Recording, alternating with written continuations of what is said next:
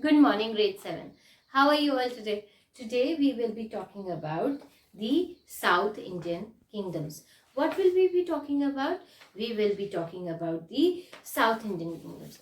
And the South Indian kingdoms that we are going to talk about today are the Pallavas. Okay, the Pallavas. And we are going to talk about the Pandyas. Okay, the Yes. And we are going to talk about the Cholas. We will be also talking about the Cholas. Okay. We'll be talking about the Pallavas, the Pandyas and the Cholas. There are three most important kingdoms or most powerful kingdoms of South India. And those kingdoms are the Pallavas, the Pandyas and the Cholas. Okay. There was a constant power struggle between these three kingdoms for supremacy. Okay. For supremacy or for power. Okay, these three kingdoms used to fight amongst themselves constantly. Okay, the Pallavas became very powerful in the 7th and the 8th century. So the Pallavas became very powerful in the 7th and 8th century. Okay, and their capital was Kanchi. What was their capital known as? Their capital was known as Kanchi. Nice name, right? Kanchi. Okay, and they built many beautiful stone temples. Okay, very beautiful stone temples were built by these Pallavas. In the 9th century, the Cholas defeated the Pallavas and ended their rule. So 9th century mein the Cholas had defeated the Pallavas and their rule was finally ended, called off. Now the Pandyas ruled the region around the present day Madurai. Okay, now the present day, in today's time, in the map of India, if you see Madurai is situated in South India. That is where they usually ruled, and their capital was also Madurai. Okay, so for the Pallavas, the capital was Kanchi, and for the Pandyas, the capital was Madurai. In the 14th century, the kingdom declined.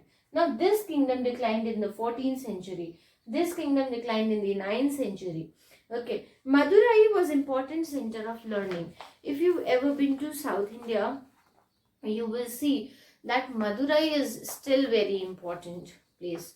But in that time also, in the old times also, it was very important because it was very important for learning. Now let's talk about the Cholas. Okay, the Cholas established a powerful empire in South India. This is the region. They were known as Imperial Cholas. They were also known as the Imperial Cholas. They were also called as the Imperial Cholas. They ruled in South India for nearly 4 centuries. Tanjore was their capital. What was their capital? Their capital was basically Tanjore. Okay. Now it is known as Tanjore.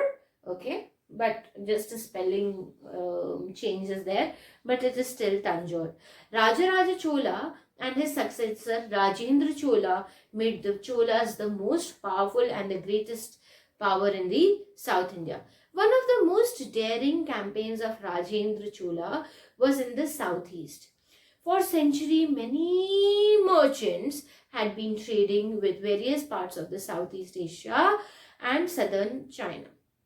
So for centuries, many people had been trading with Southeast Asia. And this one, the Chola king and the Chola king Rajendra Chola had that much audacity of starting off a campaign in the Southeast Asia. Now let's talk about the cultural achievements. The cultural achievements of these South Indian kingdoms. Okay. Now cultural achievements they were very great temple builders. The Cholas were basically the very great temple builders. Most of their temples were built in the Dravidian style. Okay, I want you all to Google about the Dravidian style. Okay, Dravidian style. Okay, Google about the Dravidian style and find more about it. Okay, now The Bridheshwara temple at Thanjore is the finest example of the Chola temple architecture.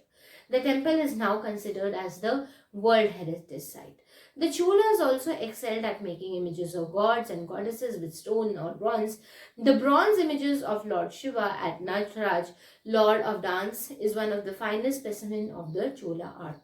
The Chola period witnessed the growth of regional language such as Telugu, Tamil, and Kannada.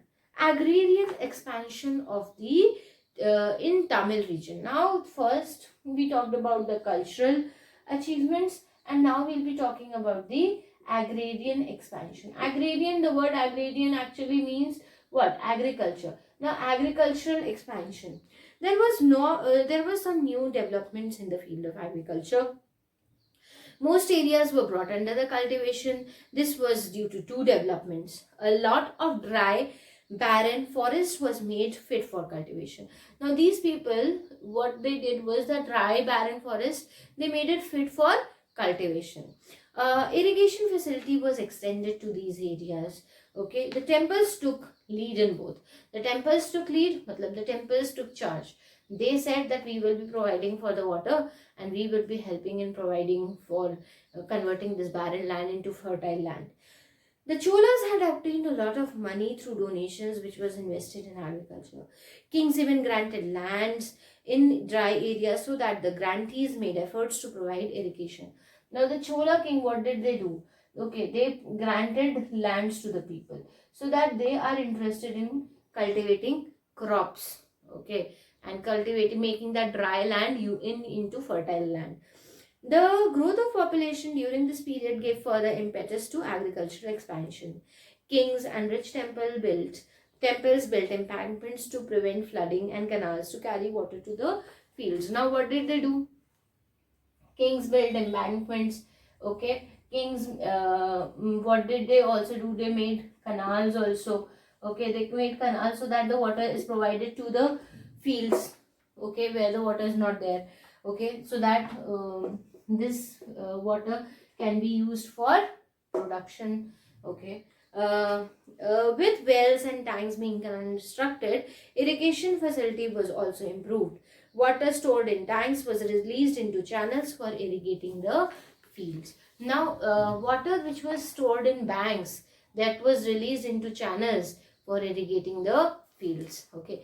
Now, let us talk about the bhakti. Okay.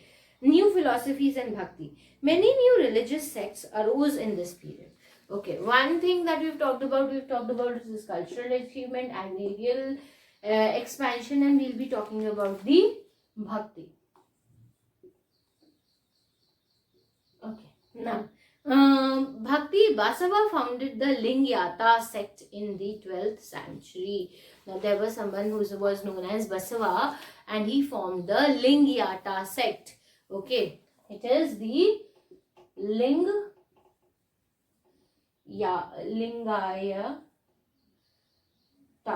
Okay, and this sect was formed in the 12th century. Do Google about these things, okay, because in your course book also, in your textbook also, not much information is there. I want you all to get more.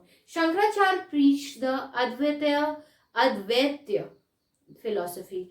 Ramanuja and Madhava of Bhakti philosophy were the other religious teachers, reformers of this time. Okay, so today we've talked about the regional kingdoms of South India, and we've talked about the this one. We've talked about the Cholas, the Pallavas, and the Pandyas, and their capitals were Madurai for Pandyas, Tanjore for Cholas, and Kanchi for Pallavas. And these people ruled in the 7th and the 8th century. In the 9th century, these people took over them. Okay, and we've talked about the cultural achievements of the Cholas, we've talked about the agrarian expansion of the Cholas, and we've talked about the Bhakti cult.